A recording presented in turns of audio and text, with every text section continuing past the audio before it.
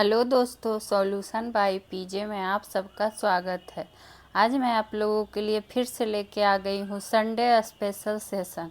और आपको पता है, जब संडे स्पेशल आता है तो हर बार कुछ टॉपिक वाइज आपका सेशन लाया जाता है। तो पिछले बार मैंने संडे स्पेशल में आपको बौद्ध धर्म करवाया था, तो उसी टाइम आपको मैंने कह दिया था कि अगला टॉपिक अब हमारा क्या होगा, जैन धर्म होगा। साथ ही साथ दोनों टॉपिक को पढ़ लेते हैं ताकि कोई कन्फ्यूजन ना हो। तो बौद्ध धर्म वाला वीडियो आशा करते हैं आप लोग देखे होंगे, और जो लोग नहीं देखे हैं तो पूरा जाके ज़रूर देख लीजिएगा। बौद्ध धर्म से जितने भी संबंधित प्रश्न बनते हैं आपको उसमें करवाया गया है शुरू से। उसी तरह आज संडे स्पेशल सेशन में टॉपिक में क्या है, हमारा जैन धर्म। और जैन धर्म से जितने प्रश्न बनेंगे वो आपको सारे कराए जाएंगे। इससे बाहर आपको एग्जाम में और कुछ नहीं आने वाला है। तो आज चलिए फिनिश करते हैं किसे, जैन धर्म को। और अगर अभी तक आपने हमारे चैनल को सब्सक्राइब नहीं किया है तो सब्सक्राइब ज़रूर कर लीजिएगा, बेल आइकन पे भी क्लिक कर लीजिएगा। और आप लोग हाँ, लाइक करना भूल जाते हैं वीडियो देख के, तो लाइक भी कर दिया करिए, बस एक अंगूठा ही तो लगाना है। तो चलिए बढ़ते हैं, आज का टॉपिक स्टार्ट करते हैं, जैन धर्म। तो सबसे पहला क्वेश्चन, जैन धर्म से क्या बन जाता है, स्टार्टिंग कहाँ से होता है। तो जैन धर्म का संस्थापक से, कहाँ से, संस्थापक से। तो जैन धर्म का संस्थापक कौन थे, यह क्वेश्चन काफ़ी बार पूछा गया है। तो जैन धर्म के संस्थापक थे ऋषभ देव, ऋषभ देव। और ऋषभ देव ही थे जिनको क्या कहा जाता है, आदिनाथ भी कहा जाता है। क्या कहा जाता है, आदिनाथ भी कहा जाता है। ठीक, अब जैन धर्म की बात आई है तो जैन धर्म में तीर्थंकर शब्द काफ़ी महत्वपूर्ण है, क्योंकि तीर्थंकर ही थे जो 24 तीर्थंकर हुए थे जैन धर्म में। और ऋषभ देव जो थे ये पहले तीर्थंकर थे, यानी कि प्रथम तीर्थंकर कौन थे, प्रथम तीर्थंकर एवं संस्थापक जैन धर्म के कौन थे, तो ऋषभ देव थे। ये चीज़ आपको ध्यान में रखना पड़ेगा, क्योंकि तीर्थंकर शब्द ही किससे जुड़ा हुआ है। अगर आपसे क्वेश्चन पूछते कि तीर्थंकर शब्द किससे जुड़ा हुआ है, तो ये किससे जुड़ा हुआ है, तो जैन धर्म से। किससे, जैन धर्म से। ठीक, आगे अब बढ़ते हैं। प्रथम जो आपसे एग्ज़ाम में पूछा जाता है वही आपको बताया जाएगा, एकदम इम्पॉर्टेंट, कि आपका एक भी प्रश्न इस टॉपिक से छूटे नहीं। अब इनके बाद जो महत्वपूर्ण हो जाते हैं, जो एग्ज़ाम में बार बार पूछे जाते हैं, वो हैं 23वें तीर्थंकर। तो 23वें तीर्थंकर का बार बार नाम पूछा जाता है कि कौन थे। तो 23वें तीर्थंकर कौन थे, पार्श्वनाथ। कौन नाथ, पार्श्वनाथ। ठीक है। और ये पार्श्वनाथ जो थे ये कौन वंश से मतलब बिलोंग करते थे, ये भी क्वेश्चन कभी कभी पूछ लिया गया है। तो इक्ष्वाकु वंश, इक्ष्वाकु वंश। पार्श्वनाथ जो कि 23वें तीर्थंकर थे, ये किस वंश से संबंधित थे, तो इक्ष्वाकु वंश से। ठीक है। और यही पार्श्वनाथ थे जो हमें किससे मिलाएंगे, 24वें तीर्थंकर, 24वें तीर्थंकर और एवं अंतिम तीर्थंकर, ऐसे लिख सकते हैं। 24वें तीर्थंकर एवं अंतिम तीर्थंकर कौन थे, जिनके बारे में हमें आज पूरा पढ़ना है। तो ये थे हमारे कौन, महावीर। फिर महावीर थे 24वें एवं अंतिम तीर्थंकर। तो एक 24वां, एक 23वां और एक प्रथम, ये तीनों को नाम आपको याद में रखना ही रखना है। और ये जो पार्श्वनाथ थे, तो पार्श्वनाथ कौन थे, तो जो महावीर थे उनके माता पिता के गुरु थे। सोच रहे हैं, महावीर के माता पिता के गुरु कौन थे, पार्श्वनाथ, जो कि 23वें तीर्थंकर थे। अब सारा चीज़ तो मैं आज महावीर से रिलेटेड ही पढ़ना है। और बौद्ध धर्म में किन के बारे में पढ़ा था हमने, गौतम बुद्ध के बारे में। तो जैन धर्म में क्या पढ़ना है, महावीर के बारे में। तो चलिए अब शुरुआत करते हैं महावीर से जो भी संबंधित प्रश्न बनते हैं। ठीक है, तो शुरुआत करते हैं। तो सबसे पहले ये जैन धर्म के 24वें एवं अंतिम तीर्थंकर, ये तो आपको बता ही दिए। अगर आपसे पूछे कि महावीर के बचपन का नाम, बचपन का नाम। तो महावीर के बचपन का नाम क्या था? वर्धमान। क्या था? वर्धमान। ये चीज़ ध्यान रखिएगा। जैसे जैसे आपको बौद्ध धर्म में सारा चीज़ क्लियर कराया गया बेसिक रूप से, वैसे ही आपको जैन धर्म का, हालांकि क्वेश्चन ज़्यादा आपको बौद्ध धर्म से ही पूछा जाता है, लेकिन जैन धर्म से भी कभी कभी तो क्वेश्चन आता ही है ना, और टॉपिक हम लोग को पढ़ना है तो क्यों नहीं इसको भी पढ़ ही ले। तो बचपन का नाम क्या है? वर्धमान। और इनका जन्म कब हुआ था? और कंफ्यूज नहीं होना है गौतम बुद्ध और महावीर में, इसलिए दोनों को अलग अलग नोट्स तैयार करिएगा और अच्छे से रिवीजन कर लीजिएगा। तो 540 ईसा पूर्व में क्या हुआ था? महावीर का जन्म हुआ था। कहाँ? तो कुंडग्राम के वैशाली में। कुंडग्राम में हुआ था, वैशाली में। वैशाली के कुंडग्राम में इनका क्या हुआ था? महावीर का जन्म हुआ था। ठीक। अगर इनके पिता का नाम पूछ दे कि महावीर के पिता का नाम क्या था, तो महावीर के पिता का नाम क्या था? सिद्धार्थ। जबकि गौतम बुद्ध का बचपन का नाम क्या था? सिद्धार्थ। देखिए कितना कन्फ्यूजन वाला नाम है, तो बस कन्फ्यूज नहीं होना। और महावीर की माता का क्या नाम था? तो त्रिशला। त्रिशला। ठीक। और माता जो थी, ये भी पूछ लेता है कि कौन थी जो महावीर की माता थी, तो ये लिच्छवी राजा चेतक की बहन थी। लिच्छवी राजा चेतक की बहन थी इनकी माता। कौन? त्रिशला। तो ये ध्यान में रख लेना। अब देखिए जो इनके पिता थे, किनके पिता? तो महावीर के पिता, ये ज्ञात्रिक कुल के सरदार थे। और आप लोग बौद्ध धर्म वाला सेशन पहले ज़रूर देख लीजिएगा, ठीक है, ताकि आप लोगों को कोई कन्फ्यूजन नहीं हो। तो ज्ञात्रिक कुल के सरदार कौन हो जाएंगे? ये महावीर के जो पिता थे सिद्धार्थ, ये थे ज्ञात्रिक कुल के सरदार। अब देखिए जैसे अब महावीर की भी शादी करवा दी गई, ठीक है। तो शादी करवाई गई तो उनकी पत्नी का नाम बताइए। तो महावीर की पत्नी का नाम पूछ लिया जाता है। महावीर की पत्नी का नाम क्या था? तो महावीर की पत्नी का नाम क्या था? यशोदा। ठीक। देखिए यहाँ पर भी हो सकता है आपसे कन्फ्यूजन क्रिएट हो। जो लोग बौद्ध धर्म देख लिए होंगे उनके लिए नहीं होगा। जैसे गौतम बुद्ध की पत्नी का नाम पूछता है तो क्या हो जाता है? यशोधरा। लेकिन वही महावीर की पत्नी का नाम आपसे जब पूछे तो क्या हो जाएगा? यशोदा। तो ये चीज़ ऐसे ध्यान रख सकते हैं कि महावीर ज़्यादा शब्द का है तो इनकी पत्नी का नाम छोटा था यशोदा, और बुद्ध छोटा शब्द है तो उनकी पत्नी का लंबा नाम था यशोधरा। इस तरह से आप लोग ध्यान में रख सकते हैं ताकि कन्फ्यूजन ना क्रिएट हो, ठीक है। अब आइए इनका पुत्र का नाम। महावीर के पुत्र का क्या नाम था? जिस तरह पत्नी का नाम यशोदा था, तो पुत्र का नाम क्या था महावीर का? तो पुत्री का, इनको एक पुत्री हुई थी। गौतम बुद्ध का एक पुत्र था जिसका क्या नाम रखा गया था? राहुल। लेकिन महावीर की एक पुत्री थी और इस पुत्री का नाम क्या रखा गया था? अनुजा प्रियदर्शिनी। अनुजा प्रियदर्शिनी। चूँकि ये सब एग्जाम में पूछता है इसीलिए आपको बताया जा रहा है। तो अनुजा प्रियदर्शिनी। अब देखिए शादी हो गया, इनका भी बाल बच्चा भी हो गया, लेकिन फिर भी इनको ये संसारिक चीज़ मोह माया लग रहा था, नहीं इनको पसंद आ रहा था।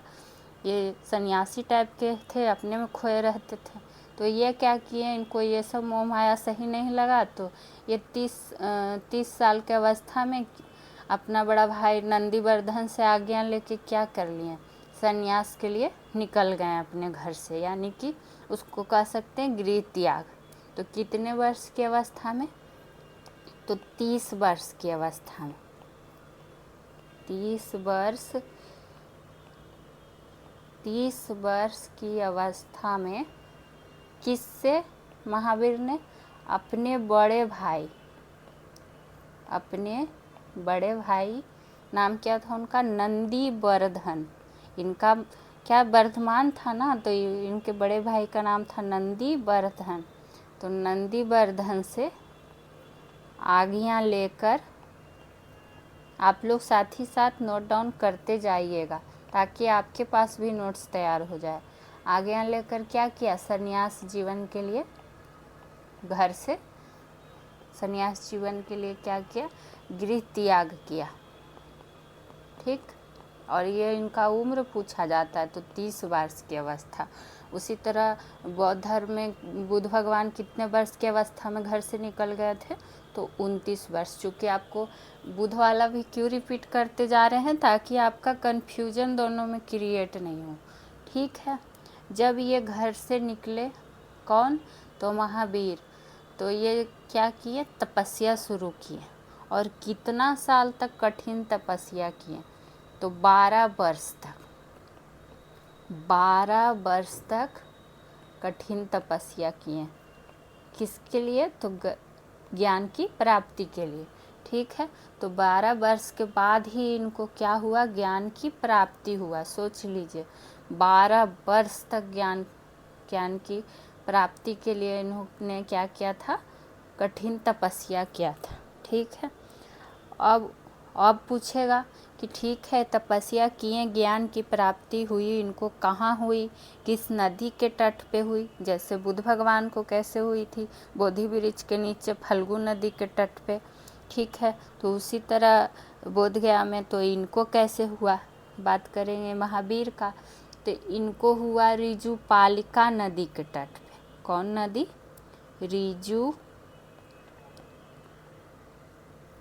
ऋजुपालिका नदी के तट पर। ठीक,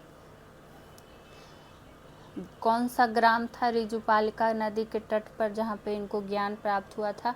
कभी कभी ग्राम का नाम भी पूछ देता है, तो जम्भिका ग्राम। कौन ग्राम? तो जम्भिका ग्राम। आप लोग ट्रस्ट कीजिए, जो चीज़ आप लोग पेड बैच में पैसे दे के पढ़िएगा वो चीज़ आपको फ्री में पढ़ाया जाए। हाँ, मेरे पास उतनी सुविधा नहीं है, लेकिन जितनी भी सुविधा है उसके अकॉर्डिंग आपको हम पूरी कोशिश कर रहे हैं कि हर टॉपिक, हर सब्जेक्ट का आपको फ्री में कराया जाए। और आपको डेली का रेगुलर सेशन में भी टॉप 10 प्रश्नों का हर सब्जेक्ट का सॉल्यूशन करवाया जाता है। तो आप लोग इस चैनल से जितना हो सके जुड़िए ज़रूर, और कमेंट सेक्शन में कमेंट किया कीजिए कि आप लोग को कैसा लगा। तो ऋजुपालिका नदी के तट पे क्या हुआ? जम्भिका ग्राम था, उसी पर इनको क्या हुआ? ज्ञान की प्राप्ति हुई। अब पूछेगा किस वृक्ष के नीचे? तो साल वृक्ष के नीचे। साल वृक्ष के नीचे। ठीक, ये एक ऋजुपालिका नदी के तट पर जम्भिका ग्राम था और साल वृक्ष के नीचे इनको क्या हुआ? ज्ञान की प्राप्ति हुई। उसके बाद जब ज्ञान की प्राप्ति हुई तो इनको क्या क्या नाम दिया गया? किनको? महावीर को। तब ऐसे पॉइंट बाय पॉइंट करके आप लोग लिखते जाइए कि महावीर को ज्ञान की प्राप्ति के बाद, जैसे बुद्ध को ज्ञान की प्राप्ति के बाद बुद्ध कहा गया था, ऐसे तो उनका नाम क्या था बचपन का? गौतम बुद्ध का बचपन का नाम क्या था? सिद्धार्थ। लेकिन जब उनको ज्ञान की प्राप्ति हुई उसके बाद उनको बुद्ध का नाम दिया गया था। अब बुद्ध को तथागत भी कहा गया था। उसी तरह महावीर को जब ज्ञान की प्राप्ति हुई तो महावीर को ज्ञान की प्राप्ति के बाद क्या कहा गया? जिन विजेता। कौन विजेता? जिन विजेता, अहर्त पूज्य,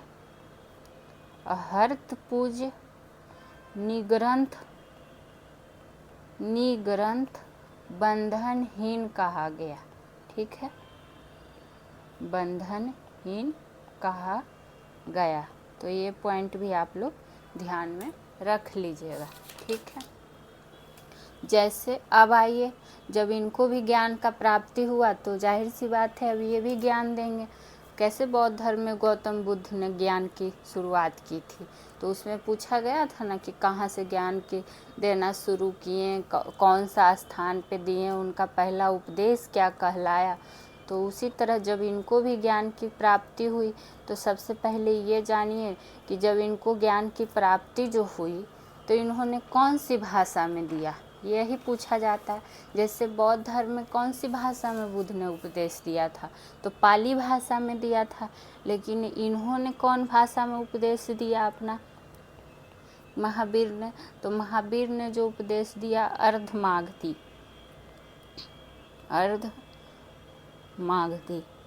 अर्धमागधी यानी कि कौन भाषा? प्राकृत भाषा में, प्राकृत में। ठीक है, तो ये चीज़ ध्यान में ज़रूर रखिएगा। और क्या इसमें आप लोग जान सकते हैं, जैन धर्म में उसमें क्या क्या जाने थे, उसी तरह इसमें और क्या क्या पॉइंट बनता है हम लोग ये जान लेते हैं। अब देखिए, जब ये जो इनके अनुयायी बनते थे, किनके? महावीर के अनुयायी, वो क्या कहलाते थे? जो अनुयायी बनते थे वो कहलाते थे नृग्रंथ। कौन ग्रंथ? नृग्रंथ। ठीक, नृग्रंथ। और इनको भी क्या कहा जाता था? निर्ग्रंथ बंधनहीन। ठीक है, अब इनका जो भी अनुयायी बना, शिष्य बना, उसको ये क्या किए? 11 गंधर्व में इन्होंने क्या किया था? बांट दिया था। तो क्वेश्चन आपसे पूछता है कि महावीर ने अपने शिष्यों को कितने गंधर्वों में विभाजित किया था? तो यहाँ पे पॉइंट नोट कर सकते हैं कि महावीर ने 11 गंधर्वों में क्या किया था? अपने शिष्यों को विभाजित किया था। अब देखिए यहाँ पे पॉइंट क्या आपसे और बनता है। जैसे ये तो पहला पॉइंट हो गया कि 11 गंधर्व में विभाजित किए थे, लेकिन इन 11 में सारे लोग क्या हुए थे? मर गए थे। मात्र इसमें एक ही शिष्य इनका था जो जीवित रहा था, उसका नाम पूछ लिया जाता है। तो नाम क्या था? आर्य सुधर्मा। तो आप लोग यहाँ पर एक पॉइंट और नोट करके लिखिए, इसमें एकमात्र आर्य सुधर्मा नाम था। आर्य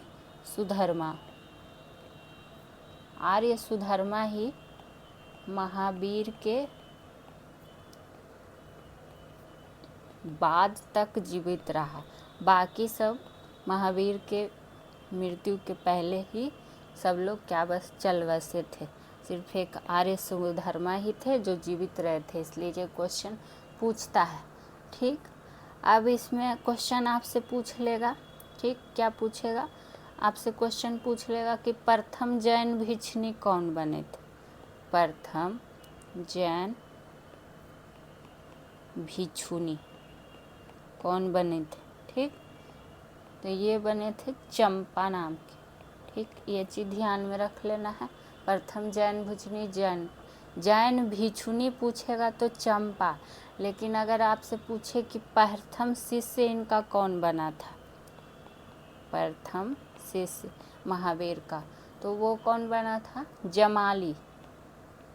जमाली कौन था? इनका दामाद था। जो अनोजा प्रियदर्शनी इनकी बेटी थी, उन्हीं से शादी हुआ था, और जमाली दामाद ही जो था इनका प्रथम शिष्य बना था। तो ये चीज़ आपको पूछ लेता है। अगर आपसे पूछ दे कि भिक्षुनी संघ की प्रधान कौन थी? भिक्षुनी संघ की प्रधान कौन थी? तो चंदना, ये नाम भी पूछा जाता है। तो ये तीनों नाम आप लोग ज़रूर से ज़रूर ध्यान में रखिएगा, क्योंकि ये इम्पॉर्टेंट बनता है। ठीक, और क्या जान सकते हैं जैन धर्म में जो कि क्वेश्चन पूछा जाता है आपको? तो चलिए आगे बढ़ते हैं इसमें और देखते हैं और क्या बनेंगे आपके लिए महत्वपूर्ण बिंदु इसमें। तो अब आइए इनका बात करते हैं संगीति का। जैसे बौद्ध धर्म में 4 संगीति का जाने थे, उसी तरह जैन धर्म का संगीति का जानते हैं। जैन धर्म की संगीति हुआ था 5 गो, लेकिन एग्जाम में हमेशा आज तक 2 से ही पूछा गया है, तो इसलिए 2 के बारे में ही जानेंगे दोनों जैन संगीति। तो पर 5 हुआ था, लेकिन 2 ज़्यादा पूछा गया एग्जाम में, दो ही पूछा ही गया, इसलिए ही दोनों का जानना जरूरी है। तो जो प्रथम संगीति हुआ था जैन धर्म का, प्रथम संगीति हुआ था जैन धर्म का, ये आपसे पूछेगा कि कहाँ हुआ था। तो ये हुआ था पाटलिपुत्र बिहार, यानी पाटलिपुत्र बिहार में पड़ता है, आप लोग को पता ही है। तो पाटलिपुत्र में हुआ था। और अगर पूछे कि अध्यक्ष कौन थे प्रथम संगीति के अध्यक्ष, तो अध्यक्ष कौन थे प्रथम संगीति में जैन धर्म के? तो स्थूल भद्र। कौन भद्र? स्थूल भद्र। उसी तरह द्वितीय संगीति यहाँ जैन धर्म का है, ना कि बौद्ध धर्म का, ये चीज़ ध्यान रखिएगा। आपको इसीलिए हम बौद्ध धर्म भी बोलते जा रहे हैं साथ ही साथ, ताकि आपका रिवाइज भी होता जाए और कन्फ्यूजन भी क्रिएट ना हो। तो द्वितीय संगीति कहाँ हुआ था? बल्हवी में। बल्हवी में। और बल्हवी कहाँ? तो गुजरात में। और इसके अध्यक्ष कौन थे द्वितीय वाले के? तो क्षमा श्रवण। क्षमा श्रवण। तो ये दो नाम आप लोग ध्यान में ज़रूर रखिएगा और स्थान का नाम भी याद रखिएगा, ठीक। अब और इसमें क्या जानते हैं? तो ही जब जैन संप्रदाय में क्या हुआ था? विभाजन हुआ था। तो जो स्थूलभद्र के अनुयायी थे वो श्वेतांबर कहलाए थे, जबकि जो भद्रबाहु के अनुयायी थे वो दिगंबर कहलाए थे। तो ये चीज़ भी आप लोग नोट डाउन कर लीजिए, क्योंकि ये भी पूछता है भारत। नहीं, बस मजाक था। आप लोग इस सेंस में याद रख सकते हैं, हंसते मुस्कुराते पढ़िए मस्ती में, ताकि कोई इतना दिमाग में टेंशन ना हो, आराम से पढ़िए, याद करते जाइए।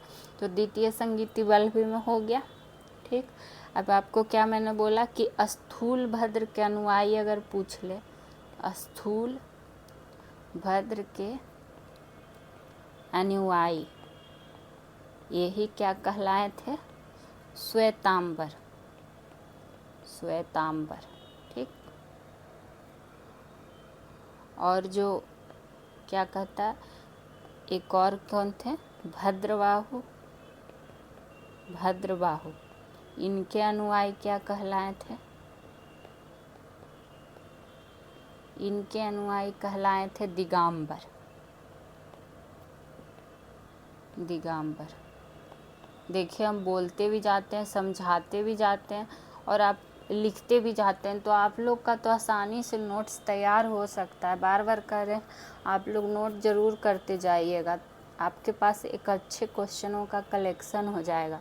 तो श्वेतांबर, जिसमें श्वेत कपड़ा लोग पहनते थे, इसीलिए श्वेतांबर कहा गया। दिगंबर, जिसमें कपड़ा ही नहीं पहनते थे इस संप्रदाय में, तो इनको क्या कहा गया?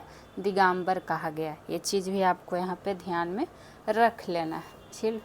एक देखिए, भद्रबाहु से संबंधित प्रश्न और आपसे क्या पूछ लेगा कि कल्प सूत्र के रचयिता, कल्प सूत्र के रचयिता कौन थे? तो कौन थे? भद्रबाहु। ये पूछा गया है क्वेश्चन, इसलिए आपको यहाँ पर याद आया तो बता दिए कि जैन। और कल्प सूत्र क्या था? ये भी एक जैन ग्रंथ था, ठीक। जैन ग्रंथ था। कल्प सूत्र के रचयिता कौन थे? तो भद्रबाहु। तो ये चीज़ आप लोग ध्यान में रख लीजिएगा। और अगर आपसे पूछ दे कि 16 महाजनपदों का उल्लेख किस जैन रचना में मिलता है? 16 महाजनपदों, 16 महाजनपदों का उल्लेख, तो ये किस में मिलता है?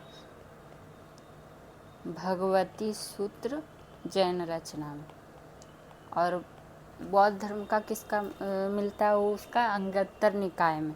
तो ये चीज़ भी आप लोग ध्यान में रख लीजिएगा, क्योंकि बौद्ध धर्म का भी बोलते जा रहे हैं ताकि आपके पास कन्फ्यूजन क्रिएट नहीं हो, ठीक। और पहली जैन सभा जान ही गए कि पाटलिपुत्र में हुआ, दूसरा इनका क्या हुआ? बल्हवी गुजरात में हुआ, ठीक। और भाषा इनका क्या था? प्राकृत भाषा था, ठीक। और जैन धर्म किन दो भागों में बट गया? तो श्वेतांबर और दिगंबर। और श्वेतांबर में कि जो श्वेत कपड़े पहनते थे, दिगंबर में जो कि कपड़े पहनते ही नहीं थे। अब आइए जैन धर्म का त्रिरत्न पर। त्रिरत्न पर बौद्ध धर्म का त्रिरत्न क्या था? बुद्ध, धम्म, संघ। उसी तरह जैन धर्म का त्रिरत्न क्या है? पूछा गया है बहुत बार। तो इसमें था सम्यक दर्शन, सम्यक दर्शन, सम्यक ज्ञान और सम्यक आचरण। मतलब कि अच्छा देखो, अच्छा ज्ञान रखो और अच्छा आचरण रखो, यही था सम्यक दर्शक, दर्शक नहीं दर्शन, रुक जाइए, आचरण और ये दर्शन। अच्छा देखिए, अच्छा ज्ञान की प्राप्ति करिए और अच्छा आचरण कीजिए, ये था जैन धर्म का त्रिरत्न।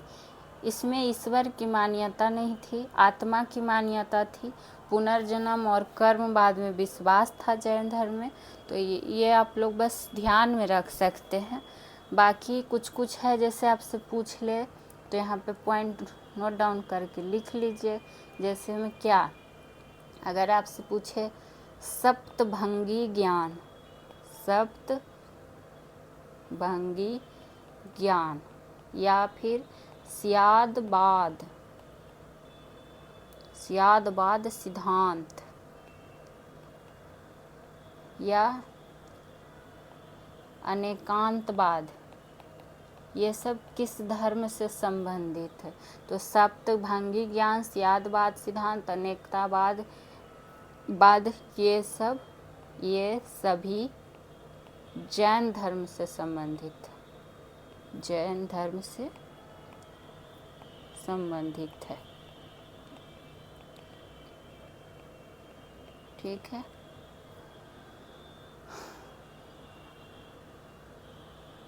महत्वपूर्ण बिंदु जान गए। अब क्या बचा इसमें? प्रतीक चिन्ह। जैसे बुद्ध धर्म का प्रतीक चिन्ह जाने थे, तो इसमें भी कुछ कुछ लोगों का जो तीर्थंकर थे उनके बारे में प्रतीक चिन्ह पूछ लिया जाता है, तो जान लेते हैं। जैसे जो ऋषभ देव थे, ऋषभ देव, ठीक, तो ऋषभ देव पता है कि संस्थापक भी थे और पहले तीर्थंकर भी थे, और क्या बोलता है, इनका नाम आदिनाथ भी था, ये भी आपको हम बता चुके हैं। तो ऋषभ देव का जो प्रतीक चिन्ह था ये क्या था? सांड, ये पूछा गया है इसीलिए। उसी तरह एक अरिष्ट नेमी थे, कौन नेमी? अरिष्ट नेमी, अरिष्ट नेमी का क्या था? ये 22वें तीर्थंकर थे, ठीक, तो 22वें तीर्थंकर थे। और इनका क्या प्रतीक था? तो ये शंख, शंख, ठीक। और अरिष्ट नेमी से अगर आपसे पूछ ले कि कृष्ण का निकट संबंधी या कृष्ण का मित्र किन्हें जाना जाता है, कृष्ण भगवान का मित्र, तो अरिष्ट नेमी के, जो कि 22वें तीर्थंकर थे, और शंख इनका क्या था? प्रतीक चिन्ह था, ठीक। तो सांड हो गया, शंख हो गया। अब तीसरा में किनका जानना जरूरी है? पार्श्वनाथ, पार्श्वनाथ, जो कि 23वें तीर्थंकर थे, यही थे जो महावीर के माता पिता के गुरु थे। तो इनका था सांप प्रतीक चिन्ह, क्या? सांप। अब लास्ट कौन हो जिनका जानना जरूरी है? तो महावीर, जो कि 24वें एवं अंतिम तीर्थंकर थे, और इनका प्रतीक चिन्ह क्या था? तो सिंह। देखिए, ये चारों का आपको ध्यान में रखना है प्रतीक चिन्ह, और चारों का स से ही है। सांड हो गया, शंख हो गया, सांप हो गया, सिंह हो गया। तो ये चारों आपको ध्यान में रह जाएगा आसानी से, इतना तो आशा कर सकते हैं, ठीक है। तो जैन धर्म में और इससे ज़्यादा कुछ प्रश्न ऐसा कुछ बनता नहीं है। तो जहाँ तक लग रहा है आपको सब कुछ बता ही दिए जो जो पूछा गया है। क्योंकि बौद्ध धर्म से बहुत ज़्यादा क्वेश्चन आता है, जैन धर्म से उतना कुछ आता नहीं है, फिर भी आपको ये टॉपिक भी पढ़ना ज़रूरी है, ठीक है। हाँ, एक चीज़ यहाँ पर और नोट डाउन करके लिख सकते हैं इस तरह से कि जो महावीर